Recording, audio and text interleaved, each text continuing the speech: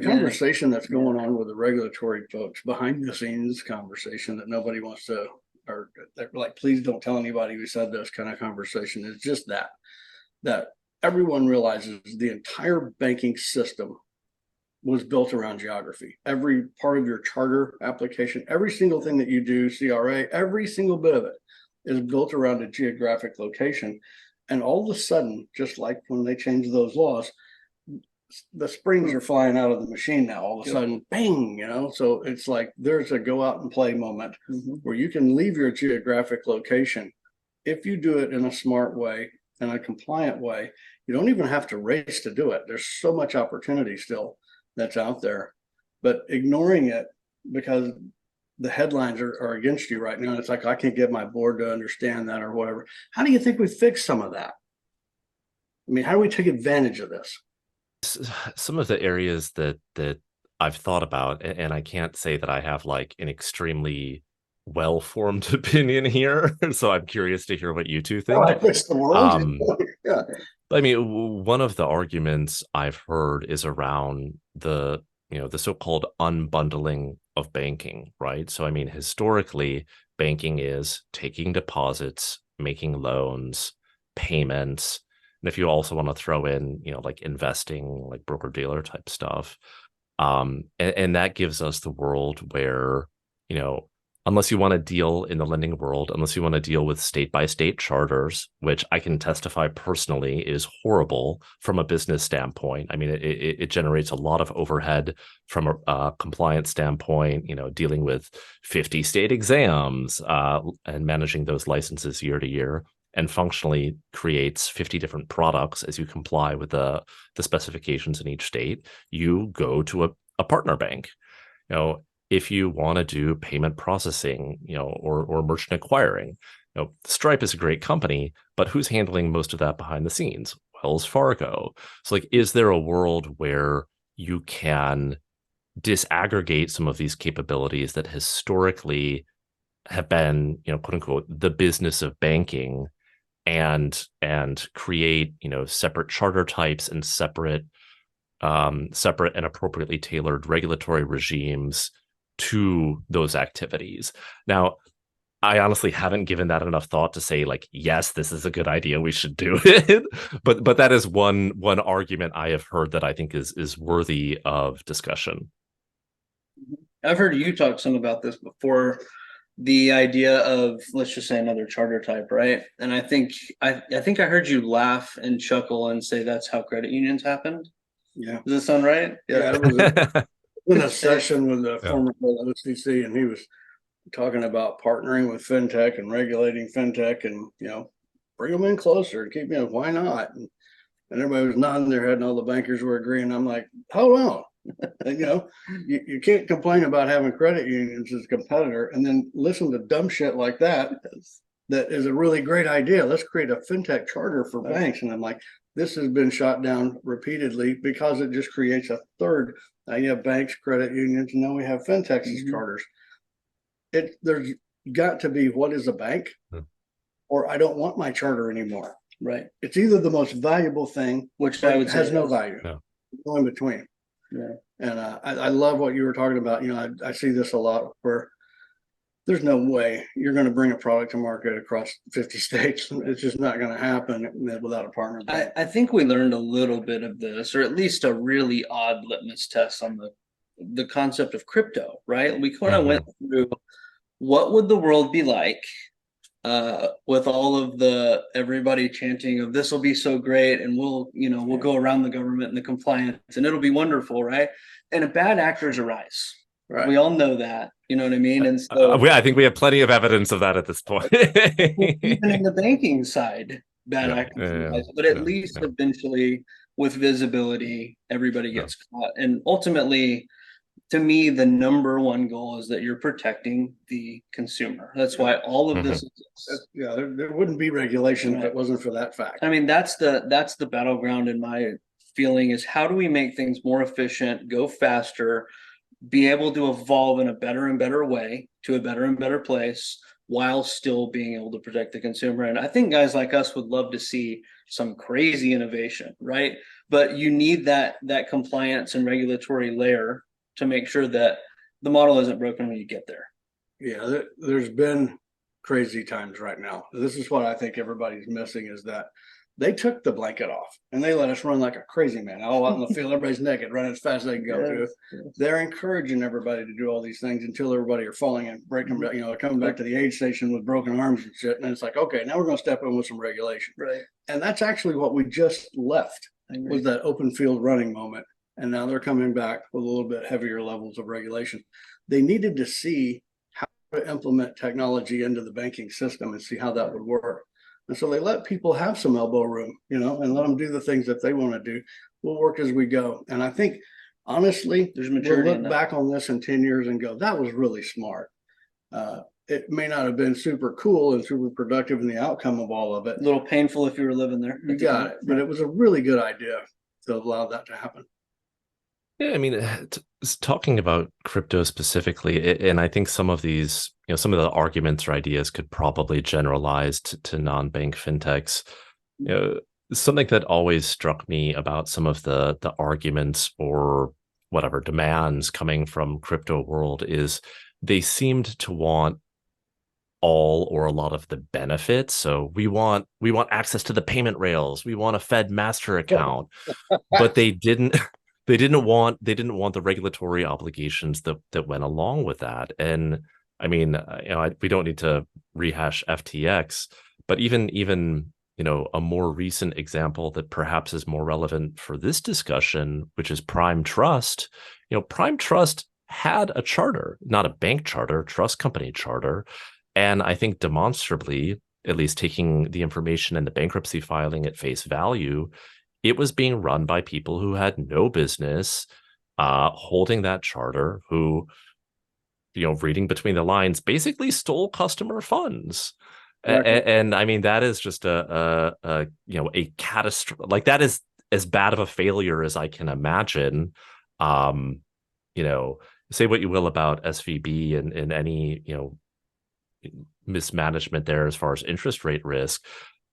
That pales in comparison to the idea of just straight up stealing customer funds and functionally, not disclosing it, which I think really demonstrates to me that some actors in the system just have no business being within the banking regulatory perimeter whatsoever.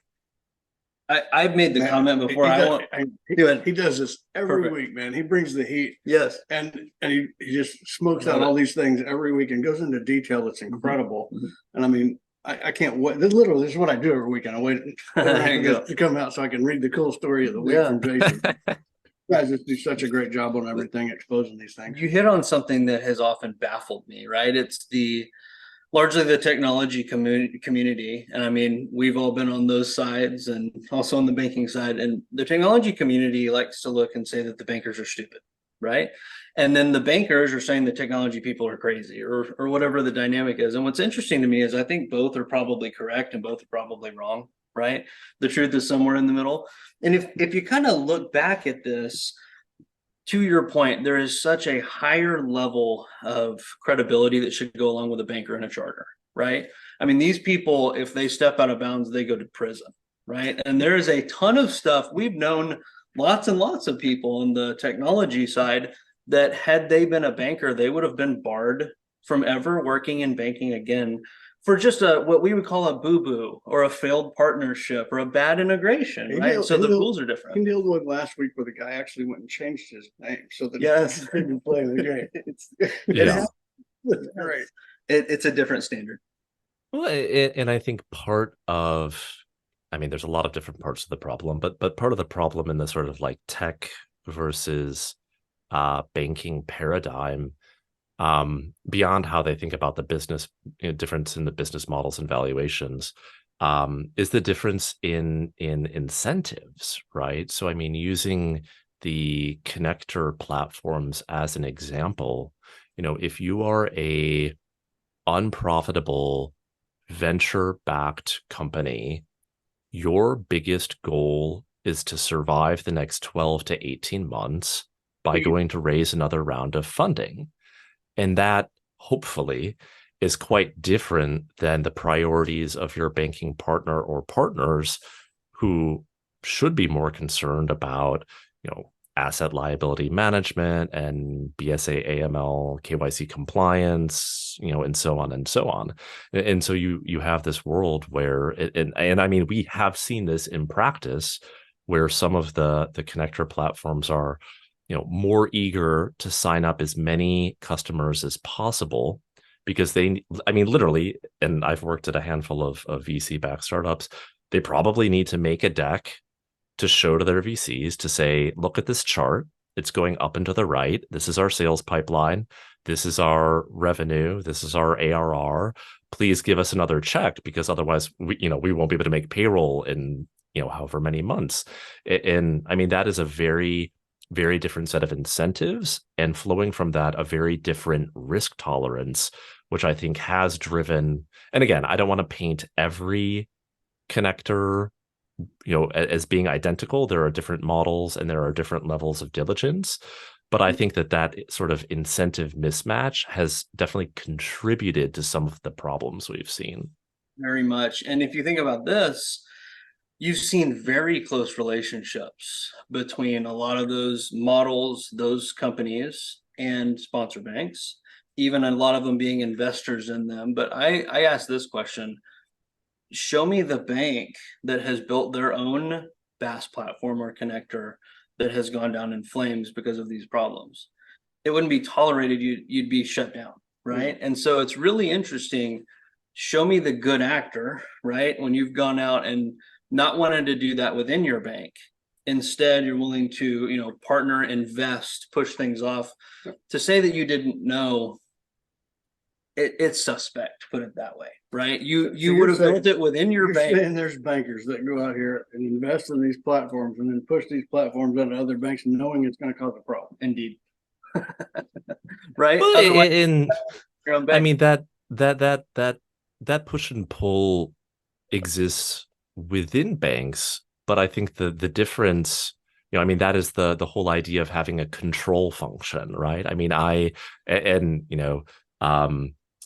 admission, I've only worked at one as an employee at one bank, and it was an unusual one. But I worked business side, and business people are okay. We want to pedal to the metal. We want to grow as quickly as possible. We want to grow the loan book, grow net interest margin, grow interest income, whatever.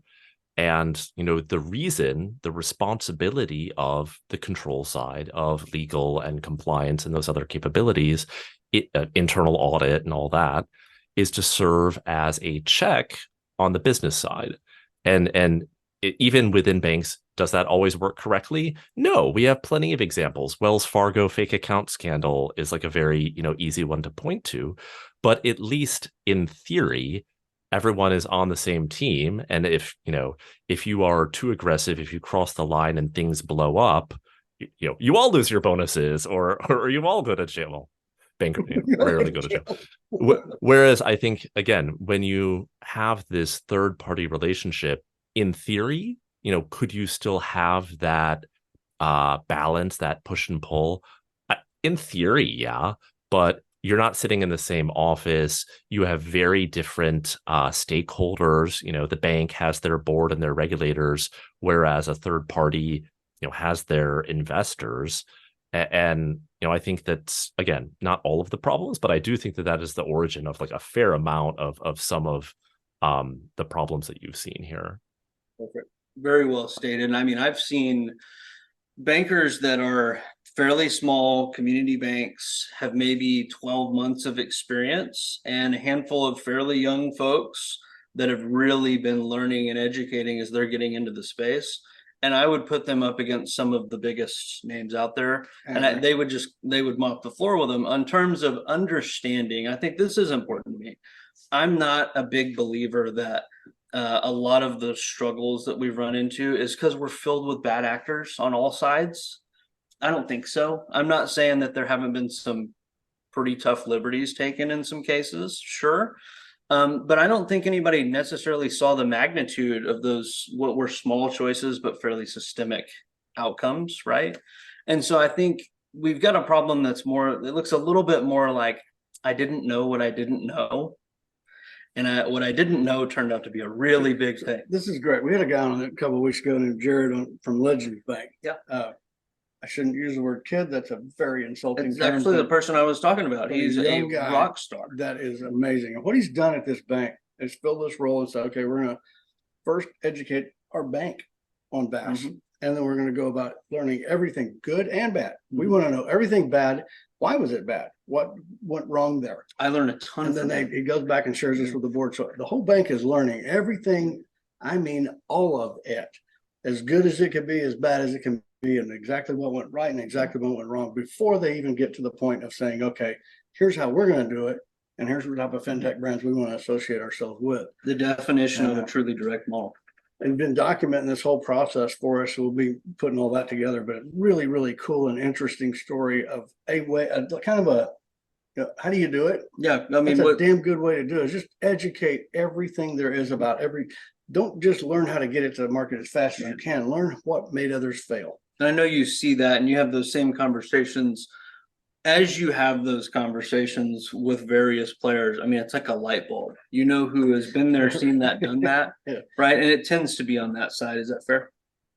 Yeah, I mean, I think people on the technology side like to describe it as a technology problem, right? Like, oh, this bank doesn't have APIs or whatever, which, that may be true in some cases, but, as much as banking and financial services is in part about technology, it's also, as we're continuously reminded, about various kinds of risk management. And I do think that people on the tech side, maybe underappreciate that aspect of it. Yes. I when I look at that, I think rarely is there. I got It's so well. That was the funniest shit I've ever heard in my life. Yeah, It that's really great. was. It was the most eloquent way Yes. to say the APIs are not nearly as important as the compliance. Right. Yeah. Right. Well, and the IP that goes along with it, Right. right? Rarely is that are things fully understood. And then to the point also, I think the commercial side. I mean, Yep. I run into a lot of problems that somebody thinks is a technology problem. And if you go deep enough, you'll find it's actually a commercial problem. It's Somewhere that way on deep, buried purpose. in some contract, and it's probably on purpose. That's right. Yeah. Well, and I mean, I think that we've already seen glimmers of that, the commercial angle that you're talking about, right? I mean, perhaps the most high profile example is Goldman struggles with Apple Card. I don't know if we're going to put that in the BaaS bucket. I think of that more as like a co-brand program, but some people describe that as BaaS or partner banking.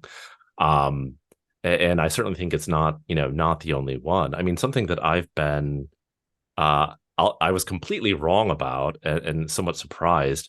I did not think that UK or European neobanks would be quicker to get to profitability versus American ones based on the interchange differential, right? I mean, as you guys are super aware, Durbin exempt banks, et cetera, versus, the UK, where I think it's maybe like 20 bips, in continental Europe, where I think it's like 20 or 30, depending on the country.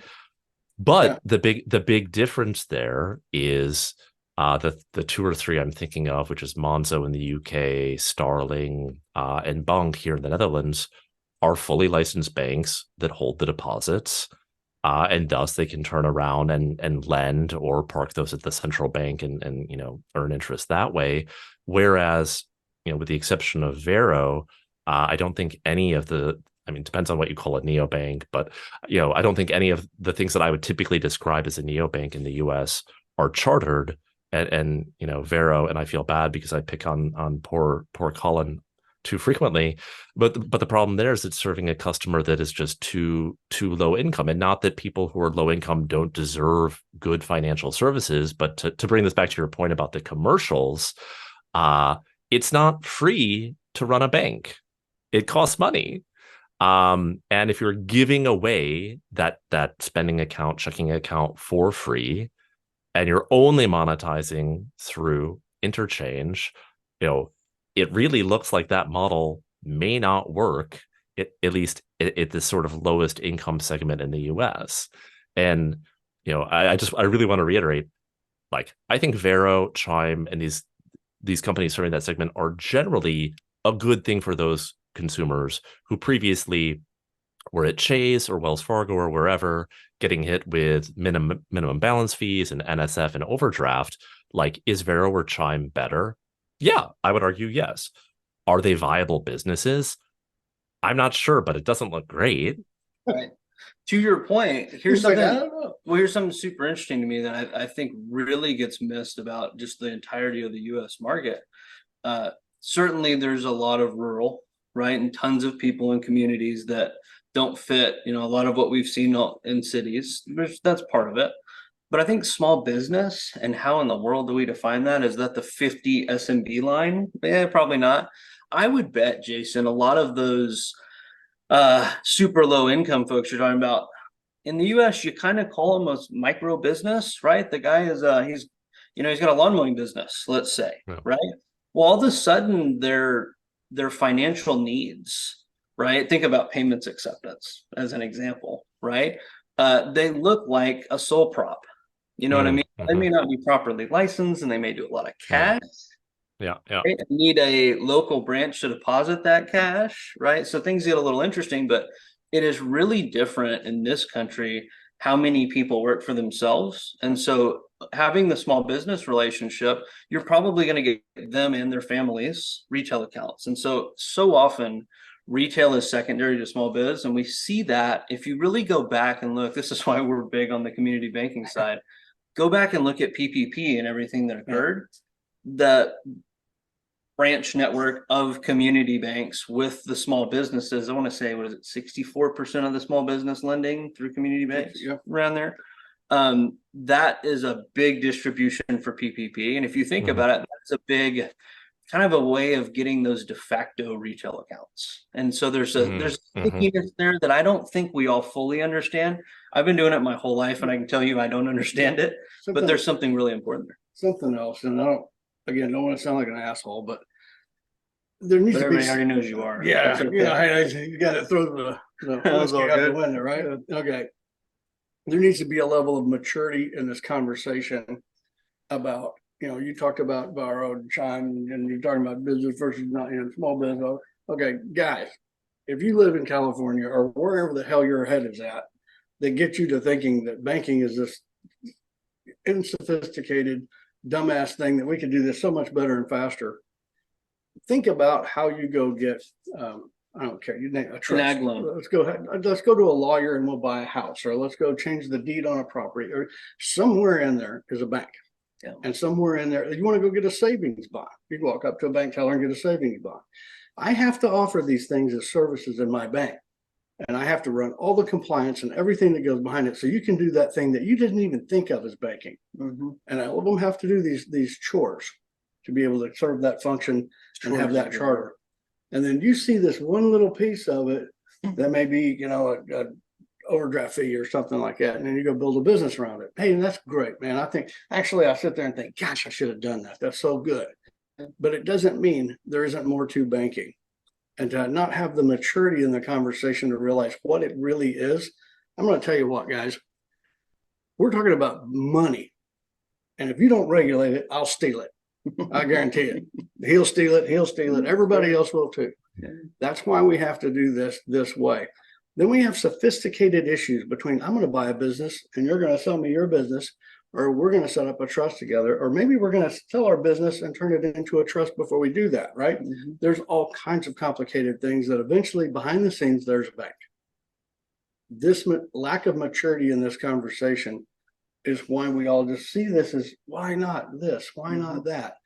And I'm going to tell you, I can finally come out and say this for real without, I wouldn't have said it on camera a year ago, but the conversation about crypto being a digital, another currency to overtake the US currency, I want to literally hold people's head underwater of the stupidity of that conversation. Yeah. And I'm so glad I can finally get on camera and say what I really feel once or twice.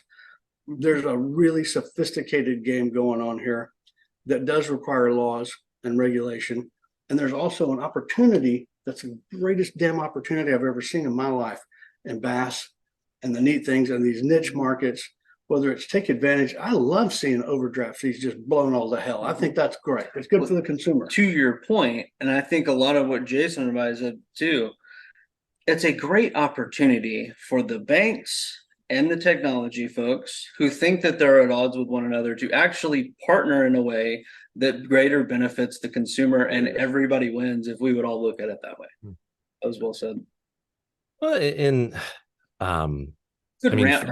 Was that my good rant? That was a good one. Yeah, we'll give you that one. Fundamentally, I think about banks in a sense as a public-private partnership, right? I mean, that might not be like the commercially politically correct language to use, but like that license to operate comes with privileges, including access to FHLB or the Fed discount window or FDIC insurance or payment rails, and it comes with responsibilities. I've always called it a franchise. This is well said. Yeah. Very good. So somebody else I've spoken to has used the franchise metaphor as well, which I found very interesting. She characterized it as, you get your permission from the government to operate. You go get, pay your fee to the core banking provider, and you're providing the same fries and hamburgers that the next town over. That's great. You guys. It's really interesting to see it. I mean, look, I think that's pervasive in the culture of community banks. It has not been a problem in the last couple of thousand years since the Romans. I mean, right? This hasn't been an issue in that mindset until recently, and it's more of an entrepreneurial spirit as these technology companies and those partnerships are sort of driving that innovative nature. That's not been a requirement of the people before in banking. We're big data guys, and we pound the hell out of these metrics to people all the time about, literally look at earnings categories, and every one of those earnings categories, rank everybody into peer groups and all this, and you're going to find the 1 percentile of everything every time are going to be the BaaS operating banks, right? 100%. And what we continue to kind of pound the table is not only can you become a BaaS bank, legends, it's not that difficult. It's cheaper than you think it is, easier than you think it is if you stay a little focused at the start, starting, right? Okay, here's the cool part. So we talked, like Pathward. I love Pathward. It's such a MetaBank, right? That's such a great example of somebody that they used to be like 84% real estate. Yeah. And over a 10-year period, they're 4% real estate. It's a complete transition of an institution that you've seen running, net interest margin 6.9 or 6.95. I mean, outrageous numbers that anybody would love to have. And then they're sitting here, all the time hitting everybody on TV, and all they talk about is, the reducing the risk of, the real estate and where we're at today and trying to grow deposits. And it's like, it's right there. Yeah. And some people have done it very, very well. Yes. I know Jason does a great job of beating up the bad actors. So do we, right? And there's a lot of mess and maze in here, but there are some folks that are doing, this is the thing, I think, in some of what Jason said today. It's a story of hope.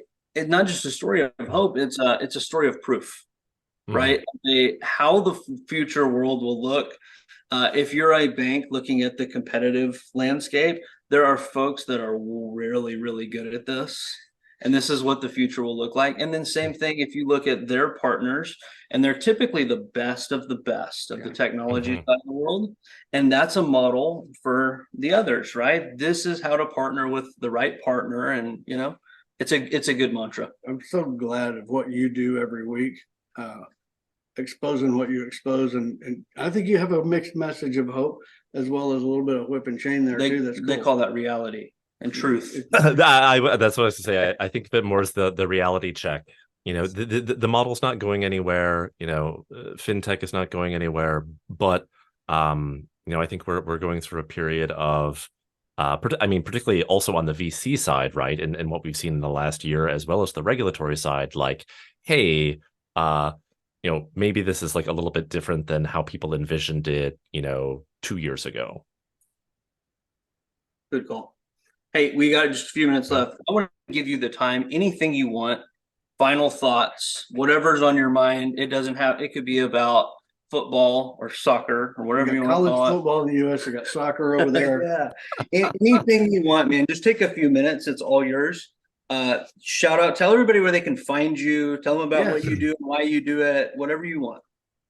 Yeah, absolutely. I mean, people can find me. I'm still on Twitter for some reason, at least for now, probably not much longer. LinkedIn, of course, the newsletter, which is you can find it at fintechbusinessweekly.com. I like to ruin everyone's Sunday morning. I know, grab a cup of coffee, read it. You'll probably learn something. No, I mean, if I want to reiterate one final point, it is, I'll just like loop back to what I said a minute ago, which is like, banking is obviously a business, right? Like a for-profit, capitalistic business, but it enjoys the backing and capabilities of the state. And I do like sincerely believe there are responsibilities, both at a sort of like literal legal level, but also, thinking about sort of like the community banking world to like serve your customers and serve your community. And that might sound like a little Pollyanna-ish or hokey or something, but like, if everything were purely about absolutely maximizing, revenue, earnings, profitability, I don't think we're going to like the outcome that leads to. And I think some of the, whether it's startups or, partner bank behavior we've seen in the last couple of years, we're seeing some of those negative outcomes. And hopefully, that washes out of the system, people, institutions course correct as needed and continue to, yes, operate profitable businesses, which is important for sustainability, but also create products that better serve consumers. And I do see, very real examples of that in fintech. I mean, I come from the payday lending world, which I don't have a very good opinion of that product after spending 4 or 5 years working in that business. And I look at something like earned wage access, and yes, you can criticize like, oh, there's still a $2 fee. That's a hell of a lot better than paying $15 to borrow 100, which is what a typical short-term loan would be. So the reality is, a lot of the challenges in the US that families, that households are facing, are probably not going to be solved by banking and fintech, because it's a fundamental mismatch between growth and the cost of housing, education, and healthcare versus growth in wages. And like, banks aren't going to fix that. Fintech isn't going to fix that. But I do think there's real opportunity, sort of at the margins, things like EWA, things like open banking data or alternative data for underwriting. I think there are real opportunities, particularly for customers who haven't historically been well served. So the lower income consumer, the sub 680, 640 FICO consumer, I do think there are real opportunities to better serve those customers. Outstanding. Perfect. Love ending on an ethical message. Yeah. Very good. Business Weekly. I read it every Sunday. Yeah. Required reading around here. We appreciate you so much. Everything that you do. Thanks for joining us, man. I can't wait to see you in November. Yeah, can't wait for it. See you next time, buddy. All right. Cheers. Bye.